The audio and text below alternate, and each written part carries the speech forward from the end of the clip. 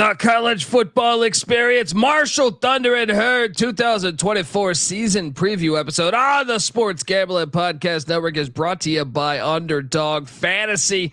Sign up with the promo code TCE SGPN to claim your $200 50 deposit bonus in cash there.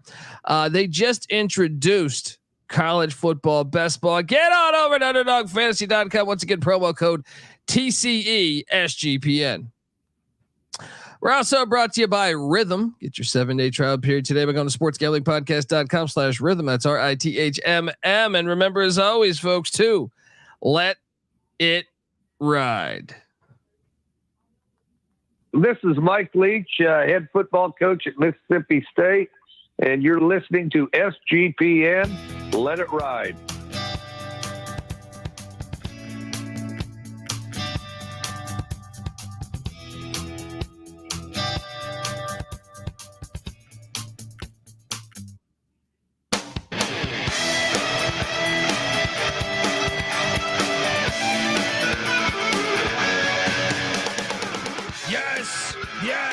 Yes. Woo! Welcome to the college football experience. Marshall Thunder and Herd 2024 season preview episode. It is time to talk Herd football. As they enter Charles Huff, I think, is in a pivotal year in his career there in Huntington. And I must admit, before I even get into the minutia of this episode, I grew up in the, Washington, D.C. area, between Maryland and Virginia, but majority of it in Virginia. And I had access to, for some strange reason, I still want people to explain this to me, a random channel that would get every Marshall game on, and this is no cable TV. This is Bunny Ears when they were FCS. So me and my brother, I think, might have more of a liking to Marshall because we're catching all these games. And I had to use my grandmother's black and white television, by the way, might I add, to watch Marshall games. And they went back. This is pre-Randy Moss, Troy Brown, Eric Kresser, stuff like that. But I didn't know where the hell Marshall was located because obviously you're just like, it's Marshall. I knew they weren't FBS at the time, and they were an awesome football team, and they played a lot of games in the snow. And they were like mystical to me. Like they were just like, who is this team? And you couldn't even tell that their uniforms are green because we were watching black and white. You're just like, I don't know, but they were cool. Like, where the fuck is this? That's what was cool about the world before the internet, was like, you would actually be like, it's like finding a record, that you like, and you have no idea what part of the planet this is from. Now you can just sometimes too much there's too much information out there. So now you can find everything out. Just before, it was just like, what the hell is this team with this quarterback and these receivers, and they're good, and where the hell are they playing this game at? So I do have a part of me that just likes Marshall football. I don't know. We'll talk about it more. If you're wondering who the hell you're listening to, my name is Colby Swig, Database Dan, aka Pick Dundee. That's not a pick. This is a pick. He was raised in the land down under, where a man thinks on his feet, speaks with his fists, and lives by his wits. When Dundee happened, he was a superstar. And you're nothing but a chameleon, lemon-headed, coward, terrorist pussy. And I'm after you, buddy. You're going to pay for it. Good night. I would never feel safe if somebody said that. I'm after you, buddy. You're going to pay for it. That city councilman, I guarantee you, he went home and told the wife and kids, maybe you should go on a trip. Maybe you should go visit mom, grandma, All right, let's get some security over here, because someone today yelled ferociously at me. I am joined by my co-host, this guy. You've heard him. Well, first, he's writing a lot of great college football content at sportsgamblingpodcast.com. You've heard him on this very show, previewing a lot of these teams. And he's also a host on the MLB Gambling Podcast. You want to check that out, as obviously we edge closer and closer to the World Series. And don't forget, the NBA is right around the corner. You hear him on the NBA Gambling Podcast as well. Give it up for Latte Smith. How are you doing, my friend? Doing pretty good, man. One of my favorite receivers of all time is from this school, man. So I'm always privy to watching them play. One of the running backs of the team, Ahmad Bradshaw, Oh yeah. running Oh back yeah. for the Giants, won the Super Bowl. So yeah, man, it's a lot of good players that's coming. Byron Leftwich coming from this school. So yeah, I like to see him play. Love the uniforms and how fitting. We got Chad Pennington's son competing for the job. Yeah. Yeah. I mean, look, I feel like I've liked everyone, and I don't think people realize how nasty Randy Moss was. Like, okay, Literally. in the NFL, of course he was nasty, but if you were watching like the games I was watching, like someone shared a photo the other day of the West Virginia game, which by the way, they need to play more. I don't know why they don't play that often. If you knew, I mean, he was in FCS one year and the FBS one year, if memory serves me correct. I just was like, there was like a game against Army to open the season. I remember watching this in my living room, and I had seen hype about Moss, but holy fuck, like the best way to compare it to me would be like, it's almost like a Barry Sanders thing. It's like you're doing things that human beings can't do. You know what I mean? That in that game against Army, I mean, I want to say like the first quarter he had, or the first half he had over like 200 yards receiving. You're just like, what the fuck is going on? And I know Army's not poor Army DB. It's like, man, I came to the academy, right? I'm trying to work on my future. You lined me up with Randy Moss. What the fuck? But oh man, I mean, if you didn't get the pleasure of watching him in college, well, in the pros too, but to me in college, like it was like a video game. That's the best way to compare it. Would just be like, imagine it's create a player and you just put 99 on everything, and just you're just so much better than every other person on the field in the video game. That's I can only say that for, honestly, like in football, I feel like you can only say that for like 10 people that you've seen in your life, probably at most. Yeah, and Randy Moss definitely one of them. The thing was, he just did it with so much grace, so much ease. Like it looked like he just wasn't even playing hard. That's what it was just phenomenal. Yeah, he's unreal, man. And he played with Jason Williams on that basketball team in high school. So yeah, man, unreal athlete, unreal personality. I mean, he's obviously one of the best people that's doing NFL content right now as well. So yeah, man, shout out to Randy Moss. I hope he's listening. Dude, I think he's like one of the most likable guys. 100%. You know what I mean? Like as far as like when you see guys on television talking the NFL, and maybe it's just me as like the fact that we're covering the football too, and so it's like, I don't know, like some of them are just like, yeah, I don't really care about this guy's opinion. Like Randy Moss is one that I like. He seems like, it's like, that's a guy I'd like to have a beer with. You know what I mean? Where it's like, I don't get that feeling from every, you watch, I don't know. I watch like Brady Quinn talk. No disrespect to Brady Quinn, but I'm just saying I don't feel the same way. Whereas like Randy Moss would be like, I'd like to have a beer with Randy Moss or whatever. Go to, just like pick his brain for 20 minutes and just talk about, his experiences or talk to him. Doesn't even have to be about his life. He just seems like an interesting, friendly guy. Yeah. So I don't know. I just feel like there's a skill to that where I feel like a lot of TV people, it's just like, they're there.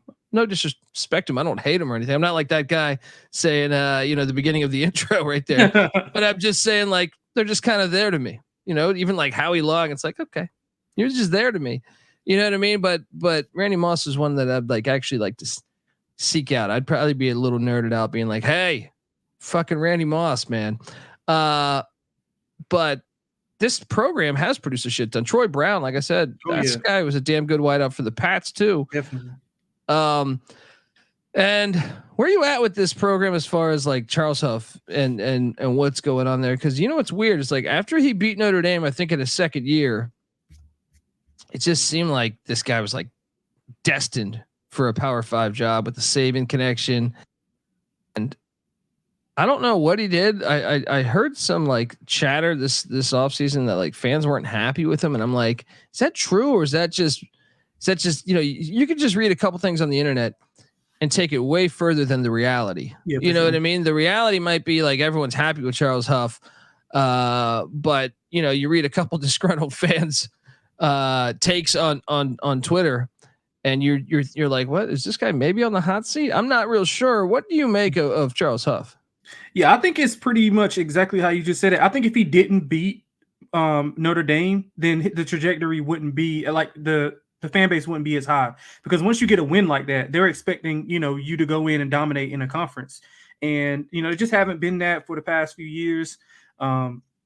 They started off strong actually last year, and then they ended off really bad. So maybe the fans just have a sour taste in their mouth from, the good start, and then, tailing off at the end. Recruiting's, a bit down a little, but not a ton. But yeah, overall, I think it's a big year for him here. He's in a conference that we talked about, we previewed a couple of teams and we think that are down. So somebody's got to get wins. Like you see, we were talking off the air and you said, somebody's got to get wins. Maybe Marshall was one of those teams, but they got to figure out that quarterback situation.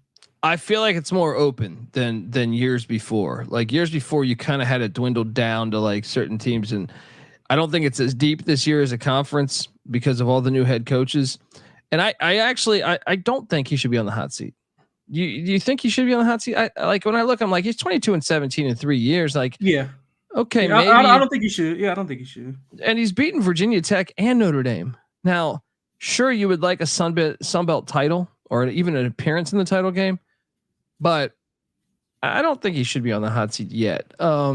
Yeah, I think a year or two. You gotta think like the top of that conference before this year.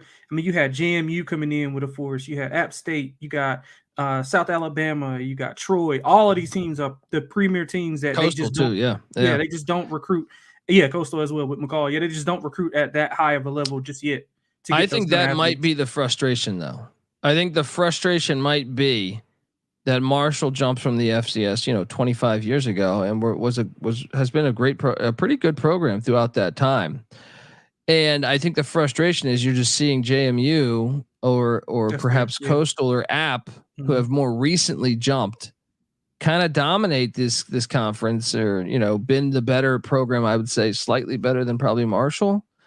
That's arguable, but that might be the frustration there, is that you see that happening. You say, why the hell is that not us? And maybe that's it, but I don't think you should be on the hot seat. Charles Huff, by the way, played fullback at Hampton back. He's a Pirate back in the day, played at Hampton. This coaching tree is pretty phenomenal. He coached with Maryland with Ralph Friedman when they won the ACC, and James Franklin at Vanderbilt and Penn State, Joe Moorhead at Mississippi State, and Nick Saban. It's pretty fucking good company.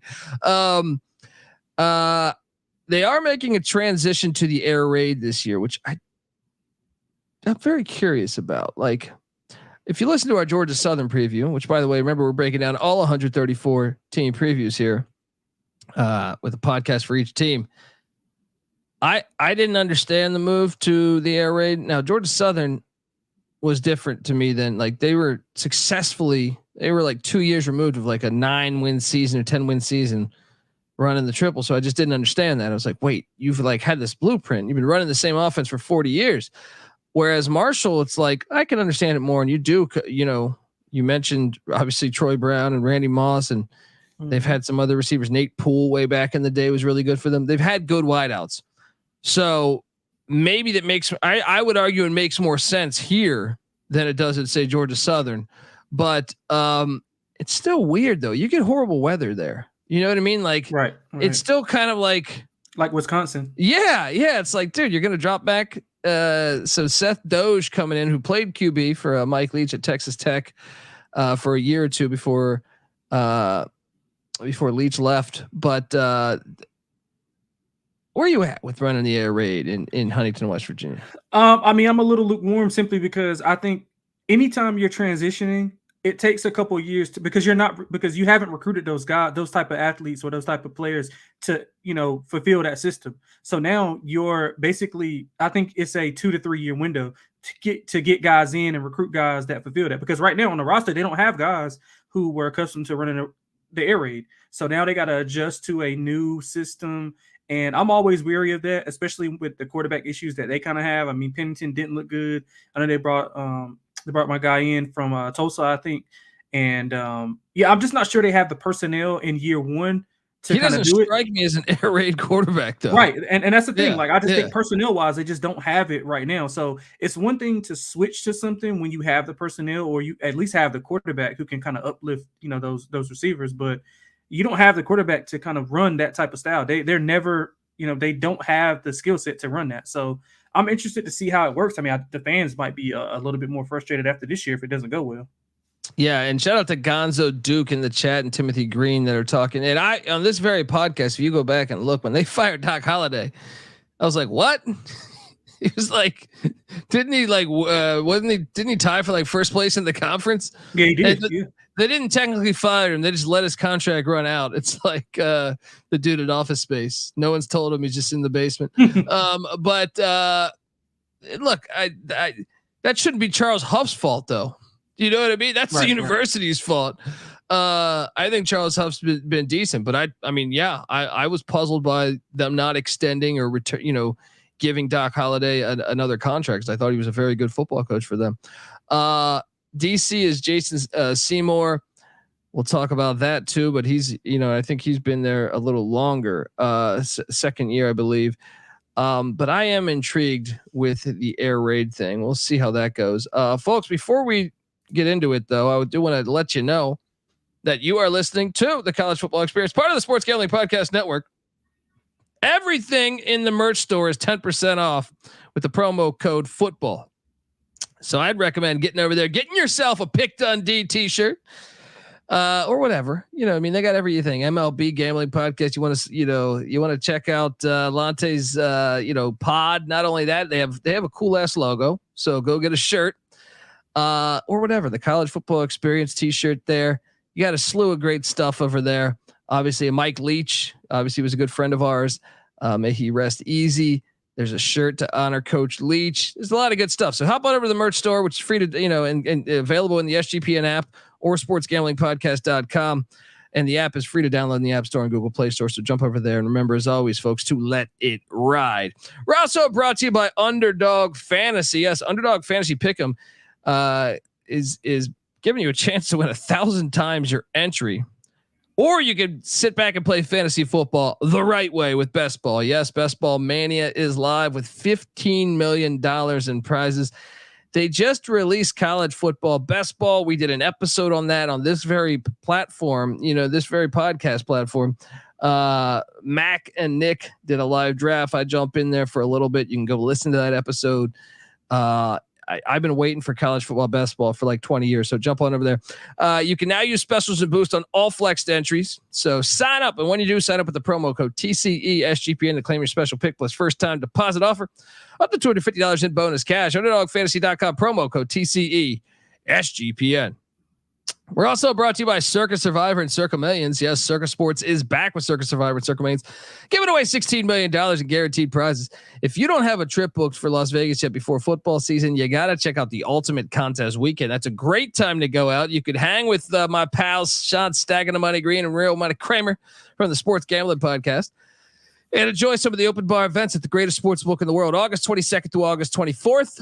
Also use the promo code SGP15 to save you 15% off your hotel room for that sign up weekend. So hop over there. You want to sign up in person at Circa Sports between now and September 7th. And look, you don't have to fly back every weekend. You can use a proxy to play from anywhere. We actually we have a deal with a proxy. Go to proxy.footballcontest.com to save you $50 with the promo code SGP. And they'll give you a free hat too. Perfect for Yeah, I'm big into the hat world. You know what I mean? I used to like buy a lot of hats for myself before I had a son. Now I buy shit for myself. All right. So everything goes to my son, but look, maybe you don't have a son, go get a hat. All right. You'll get a free hat. Back talking Marshall football. Look, we do this best win thing, and there's some decent stuff here regarding what Marshall has done. Shout out to the old logo. They should consider bringing that thing back because that thing is fire. Yeah, I mean, I think that's from like the 70s or 80s, but definitely quality stuff there. They have a lot. I mean, Charles Huff, I think might have took an L at Maryland. Actually, no, he might have been at Vandy by then. But I mean, they won at Kansas State. That might have been Leftwich era, I think. I think it was. Yeah. Yeah. But still, Kansas State was like a top 25 team. I think the biggest one would be Notre Dame, but obviously it's fun beating the Hokies with them right there, not that far away. They got a lot. I mean, this has been a really good program, and maybe that's gotta be why they're unhappy. It's just, they see the success of App State, and I feel like a lot of people think App State's kind of like the pride of the Sun Belt. And they're like, why can't that should be us? Cause we came up 25 years ago, and we've look at this resume. Yeah. You know what I mean? Like they're definitely been a very good football school for most years. I know they had a couple years, where it sputtered, but it's been a good program.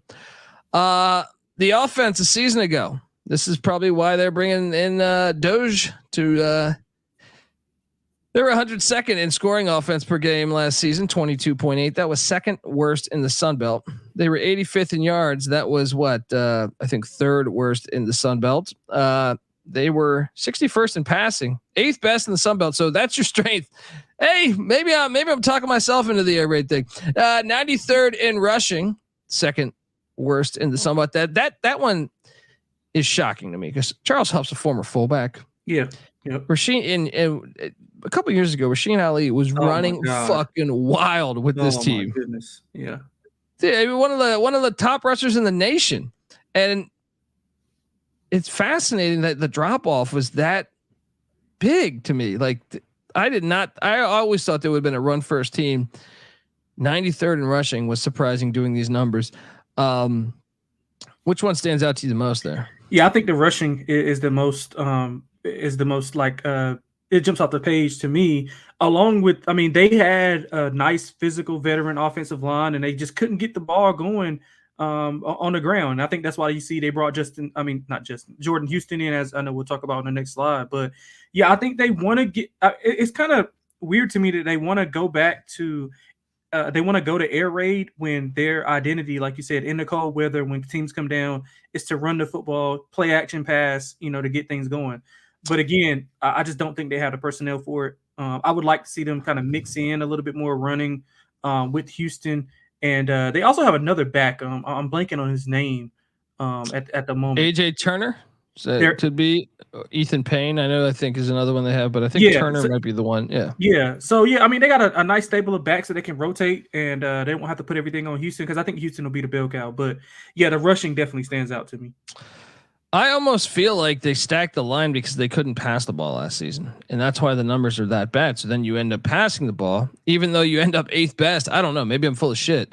But I know this wasn't the case 2-3 years ago. And that's what's curious to me is, like, you're going to air raid.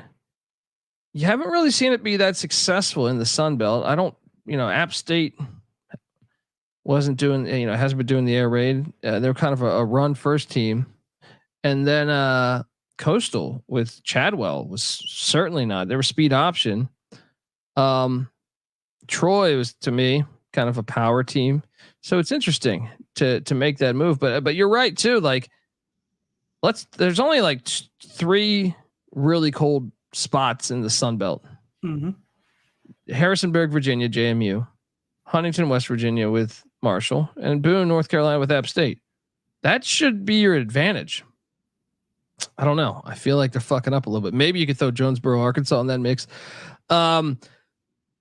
The offense, and I'm being generous by saying returning starters for Cole Pennington and Charles Montgomery. I do love the lineage play. All right. Cole Pennington started 3 games.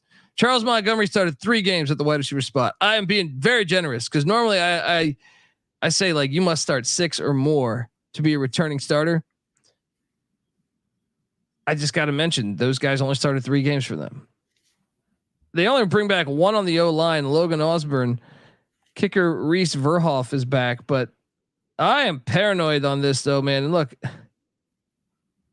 like, this is about the air raid's about timing and reps. Yep. And the blocking, like, I don't know, man. We'll see. They lose Cam Fancher. He heads out to FAU, starting at FAU, might I add.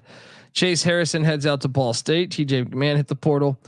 Vicek, their running back, heads out to Delaware. Jaden Harrison to the Notre Dame Fighting Irish. Kalen Coombs to FAU. Bo Blankenship to the Ohio Bobcats. And 4 offensive linemen did hit the portal, but only one landed. Trent Holler going to the Memphis Tigers. But still, there's some nice hits there. I'd say the receiver position, quarterback position, because let's be honest, I mean, Fancher's better than all these guys, right? Yeah, he is. Yeah, and that's saying a lot because I didn't think a lot of him at all. So yeah, that's saying a lot. But yeah, they brought in a ton of transfers. It's just like how well can they adapt to that new system? And you see, it's 3 offensive linemen that hit the portal that don't have a home. They probably need to give those guys a call because they're going to need some offensive line depth in the trenches. So I'm concerned about the new system, new scheme. I know that the conference is going through a bunch of turnover, especially at the top. But I mean, it could be like Gonzo saying, man, it could be a long year if everything doesn't click how they want it to click. Yeah, they did go add some guys. Now, a lot of people think Mitch Griffiths. I just actually listened to a preview earlier today where they were forecasting Marshall, and Mitch Griffiths quit the team back in July, folks. I understand no one's perfect. You're going through this. If you're trying to cover, 134 teams, information. I'm sure I missed out on shit on some of these previews. But the guy who transferred in from Wake Forest, Mitch Griffiths, he quit the team, but in early July. Yep. So he's gone. Quarterback Braylon Braxton comes in from Tulsa, who I kind of like his game, but he just definitely not an air raid quarterback to me. I would go somewhere else if I were him in that regard. Then you know what I mean. You got Cole Pennington, and who was. It should be noted that he was a true freshman last year, not even a redshirt. So yeah, he didn't play good, but I mean, how many true freshmen play good at quarterback when they get in? Like very little. Like Tua, you have like 5 people.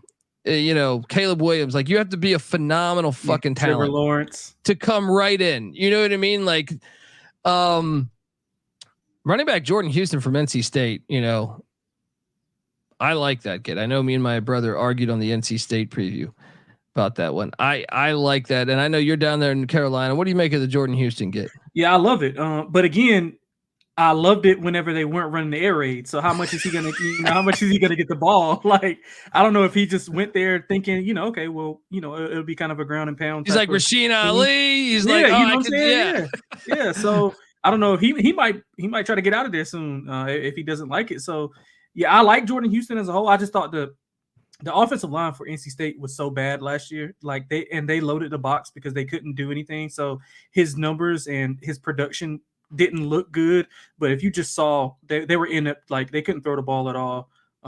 So I think he in a step down in competition in Sun Belt from the ACC. I think he'll be fine. They just got to give him the touches.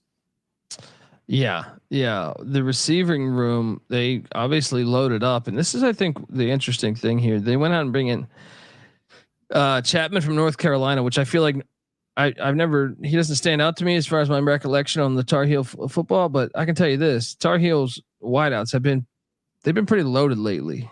You know what I mean? I feel like every time I watch, I'm just like, ooh, who's that? You know what I mean? So maybe that one really, pays off. Braylon Brown coming in from Ole Miss. And then I'm a big fan of the Elijah Metcalf get. He was a stud at Middle Tennessee. Used him in DFS a few times. And then obviously I think he was one of the wideouts that welcomed Mario Cristobal to the Miami Hurricanes when they threw for like 500 at the all passes. Whoa, dude, there was like 7 80-yard touchdowns in that game. It's like unbelievable. Him and Jalen Lane, who's now at Virginia Tech, just lit them up. Carl Chester comes in from Tulsa. Hey, Braxton and Chester probably have a little bit of a chemistry there. Ty Perkins from Cincinnati. So loading up on wideouts. Justin Holmes, the tight end from Kent State, coming in. And then they go after the O-line. They bring in O-line help from Ole Miss, Vandy, Baylor, and Lehigh, Southern Miss, and Tulsa. They raided this Tulsa Hurricane team. I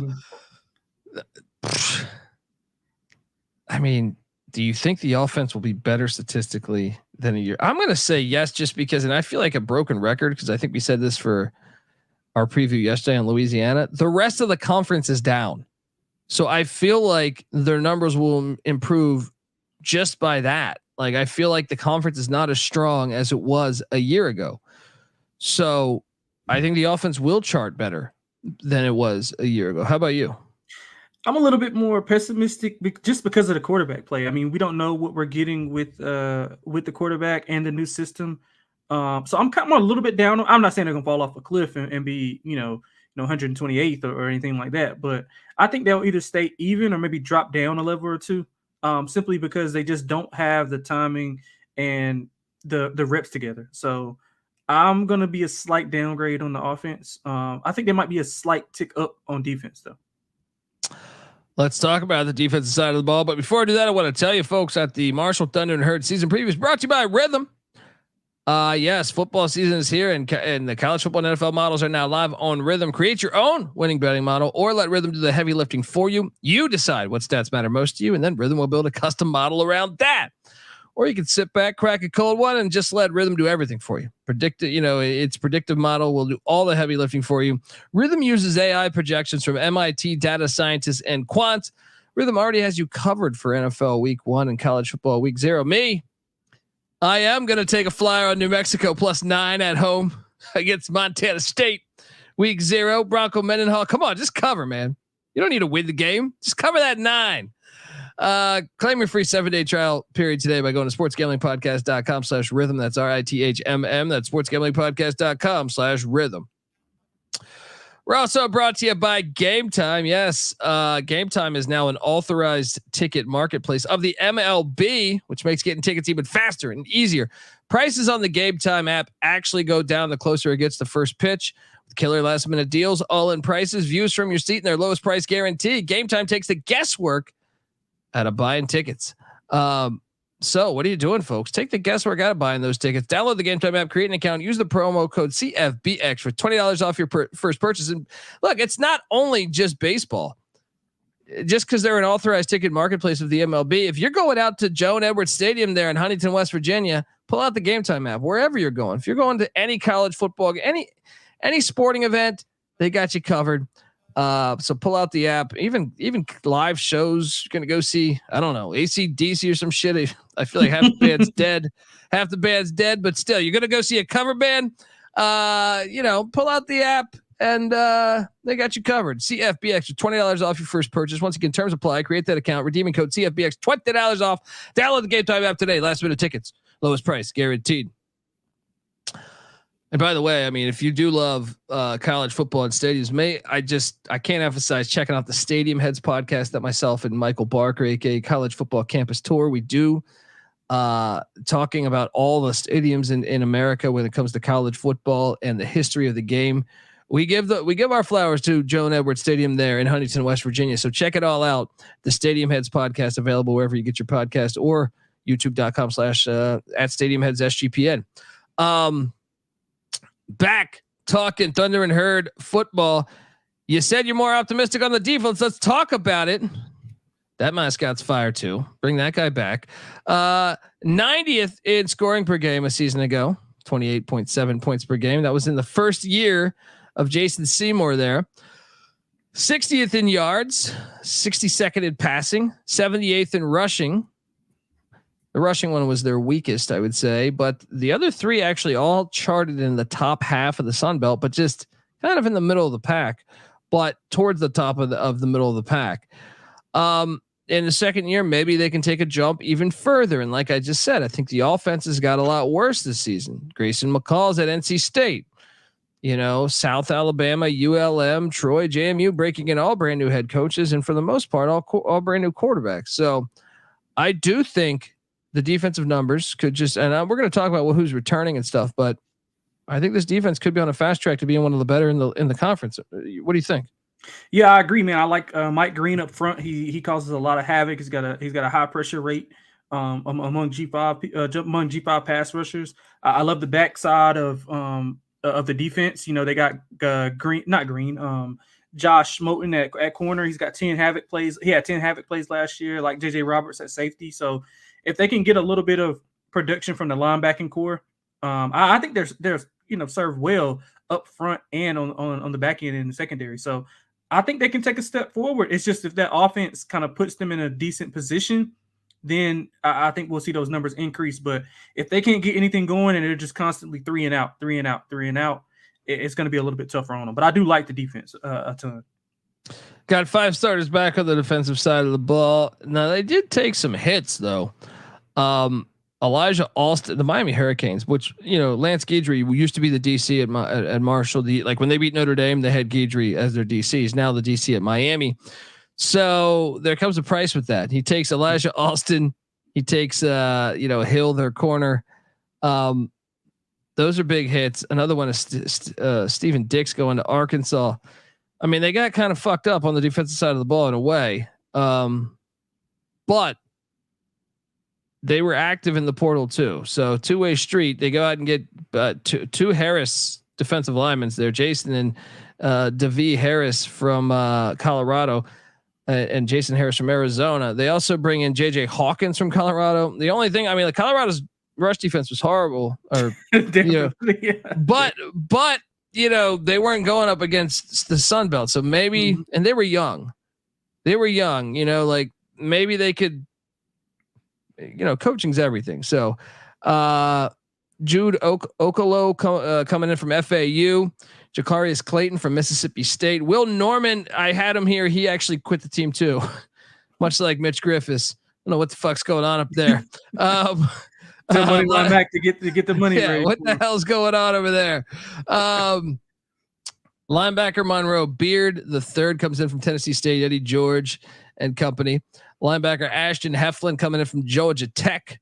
The secondary, man, getting some Isaiah Johnson from Arizona State, Jordan Regan from Oklahoma State, EJ Stepney from Central Michigan. Fire up Chips, also their long snapper from Central Michigan too. I mean, they got some guys, but they did get fucked up too though on the portal. You know what I mean? So it's like I'll say they broke even, and I think that's being generous in the portal because okay. But I do think the defense, just the second year with the same defense, you're gonna know what you want more, right? More and more. And I also think the conference got worse, so I think the defense will actually put up better numbers than a year ago. You agree? Yeah, I do, and I think when you have a pass rusher up front that's proven, and you have 2 guys in the secondary who are proven to play and have a year in that system, then you can kind of easily build around those guys because you know what they're capable of doing. So the rest of those guys kind of just got to fit in. I like the depth that they brought in on D-line, obviously unproven at this level, but it's a step down for a lot of those guys. So they were playing in SEC, Pac-12, and some of those other places. So this is obviously a step down in competition. So I think they can flourish here with the right opportunities. Yeah. Shout out to Timothy Green. He's saying the defense will be better this year. YouTube.com/the college experience. Get on over there. Let us know your thoughts. The win total is sitting at 6 over a DK. The action on this. Wait, did I not load that up? Give me 5 seconds here. But 6 wins is what we're seeing. They're also plus 1,600 to win the Sun Belt. Any chance you would maybe? I know we're going to get to the actual win total with go game by game, but like plus 1,600 for I'll say this: they're retaining their coach. He's in normally you like coaches in year 3 or 4 when they really turn that corner. Mm-hmm. Could this be that year? Any chance you would take a future on them to win the conference in the Sun Belt? I don't think so. I'm weary of them getting to 6 wins or going to a bowl. So I'm a little bit lower on them. If they were like all things like equal, if they weren't running a new offense, I think they would be right around that 6-win, 7-win mark. But implement a new scheme with new receivers, players who've never been in an air raid system, maybe in high school, but that's totally different. I think it's going to be a struggle this year. Yeah, it's plus 110 to the over, minus 130 to the under. So Vegas is saying 5-7 is more likely than 7-5. They're plus 10,000 to make the playoffs and plus 200,000 to win the national championship. 6 wins, can they do it? I mean, Huff's done that every damn year at least, right? So there's that. He's gotten at least 6 every season. Let's get to it. The Seawolves of Stony Brook are coming to Huntington, West Virginia. You gotta love a matchup with the Seawolves, and I think that might just trigger our former president of the United States with this fine comment that he said regarding the potential of Seawolves. If I could find this fucking thing, my comedic timing horrible. The fuck is that? And I know the human being and fish can coexist peacefully.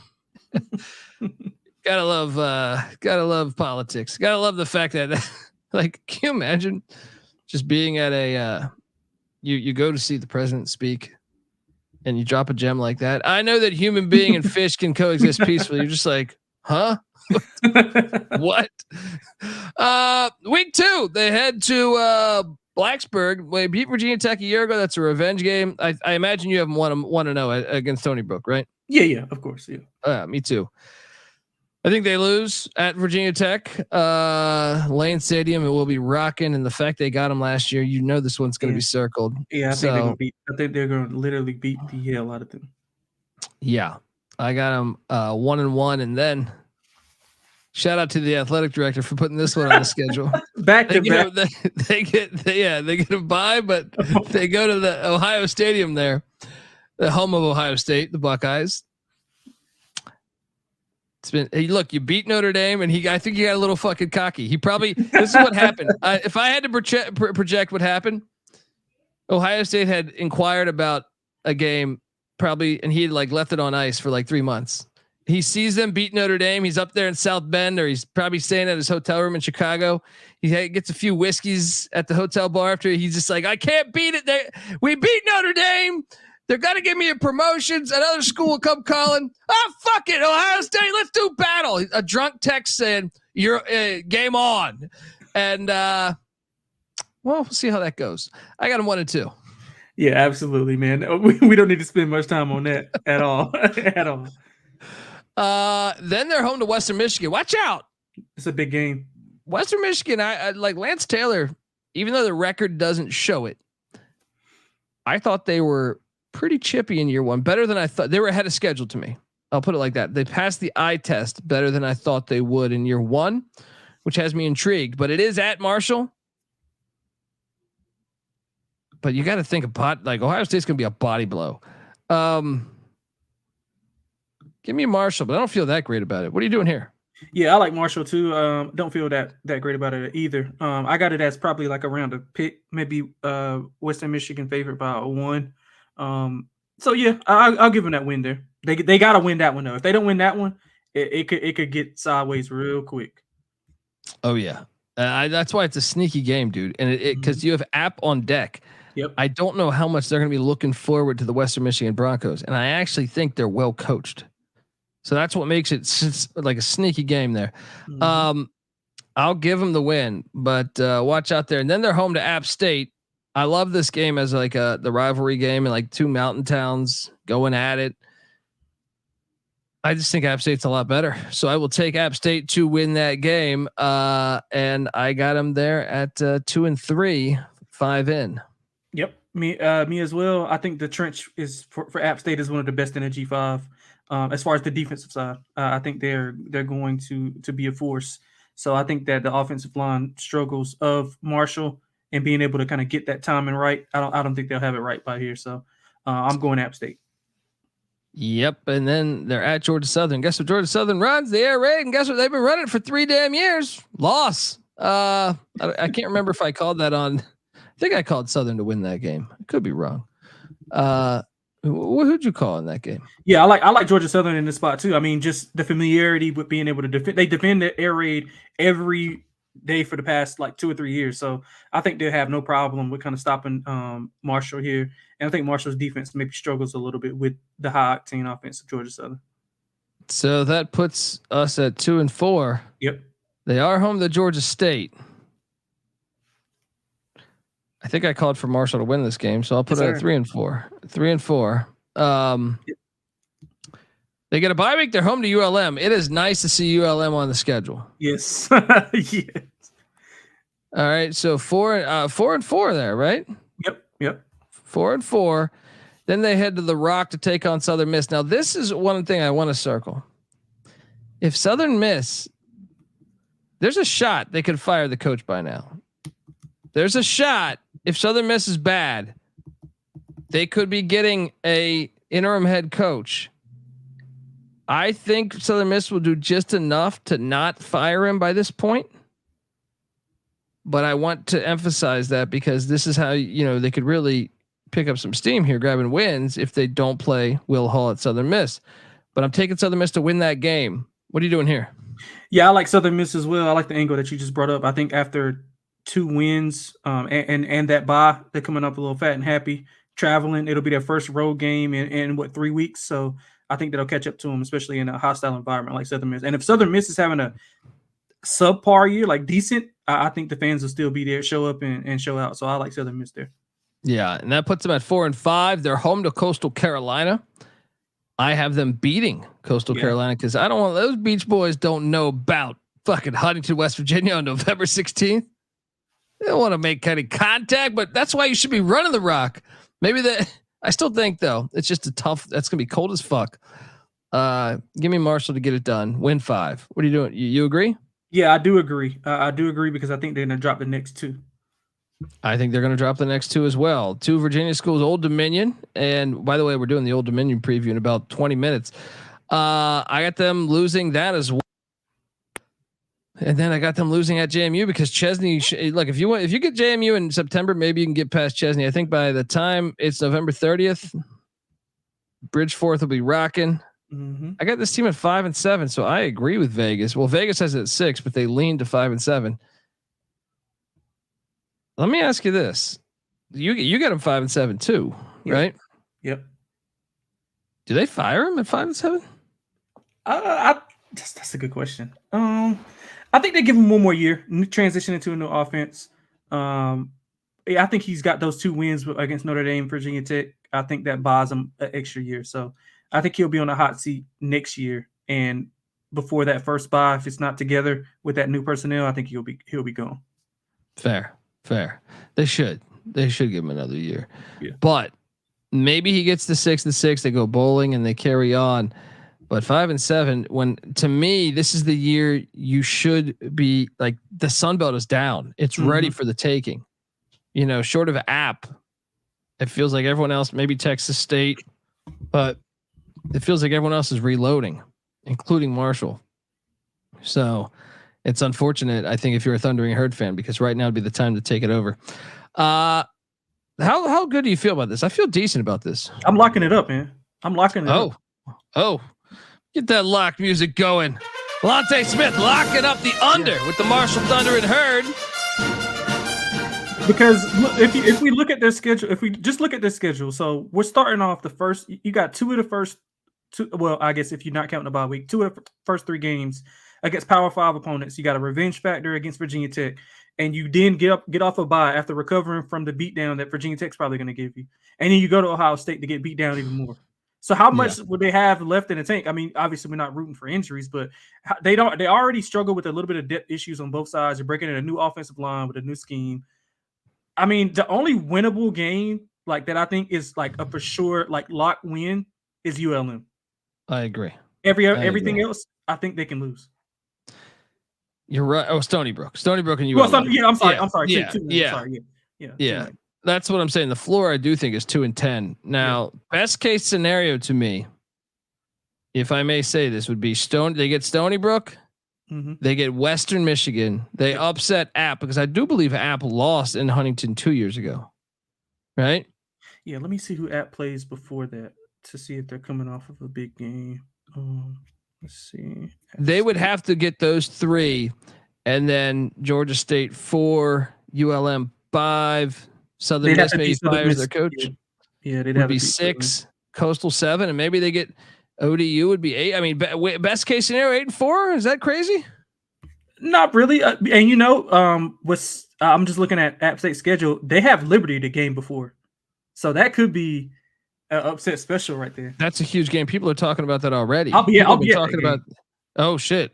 Okay. Yeah, I'll be at that There you game. go. Anyone going to that game? Yeah. Hit up Lante. Yeah. Best case scenario 8-4, but I'll tell you this, man.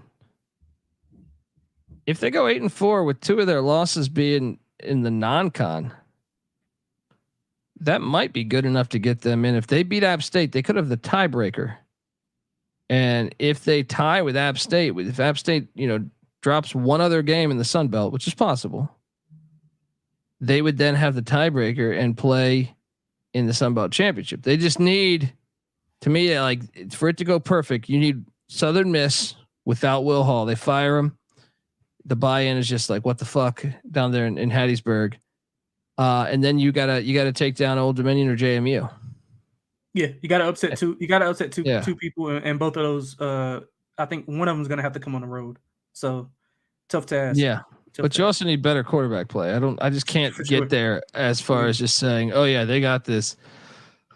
Shout out to Gonzo, says, yeah, Liberty App State in Boone should be a good time. That is a great game. Great fucking game. And I saw Jamie weekend in Boone. Yep. I saw Jamie Chadwell talking a little shit too. I saw him in a press conference throwing some shade at App State. Oh, really? Yeah. I like this. I guess it goes back to his Coastal days. He was, kind of calling out their, they had that player that swung the helmet. Oh yeah. I remember. So he was basically calling out their ways for doing stuff. So should be fun. I like that. Yeah. I'm on the under too, though. So Lante locking up the under. I think I like the under. I don't know that I'm going to lock it yet, but listen to our Sunbelt Locks episode. But I feel decent about the under hitting here. So we're both on the under with the Thundering Herd. Like I said, the Old Dominion preview coming right up next, folks. We have like 90 previews that are currently out. YouTube.com/the college experience. More than 90. I think 100. I think like 110 actually. Go check them all out. They're all out there. As we continue, we're almost done with the Sun Belt, and then we have the MAC and CUSA left. So go listen to every other preview. Also, you can listen wherever podcasts can be found: iTunes, Spotify, the College Football Experience. Get on over there. Give us a 5-star review on iTunes. All right.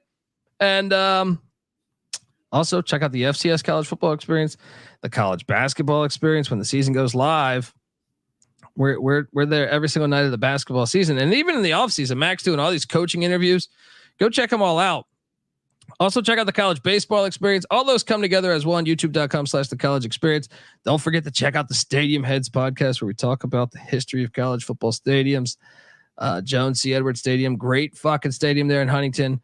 So check it all out, folks. Check out the Sports Gambling Podcast. Check out the MLB Gambling Podcast with Lante and all of his writing over at sportsgamblingpodcast.com. Lante's on Twitter at XXLanteXX. Also, NBA Gambling Podcast. I mean, come on, we're just giving you everything here. Get the SGPN app. You'll see you get access to it all. Till next time, folks. This is the Marshall Thundering Herd. You better start thinking about yours. And we out of here. Run and shoot. We can really run and shoot.